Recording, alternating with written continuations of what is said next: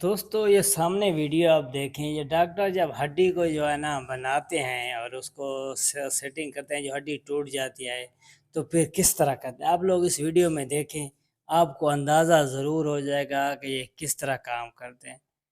पहले तो अल्लाह करे किसी बंदे की जो है ना हड्डी में फ्रैक्चर ना हो या कोई ना हो, कि उसको डॉक्टर के पास पाकिस्तान में तो कम से कम ना जाना पड़े, क्योंकि ये इतने ज़ालिम होते हैं डॉक्टर, इनके पास बंदा ना जाए तो ये तो थोड़ा-सा भी बंदे का फ्रैक्चर हो तो जब ये ऑपरेशन के लिए बोलते हैं तो उसको बोलेंगे 1 लाख रुपया खर्चा आएगा।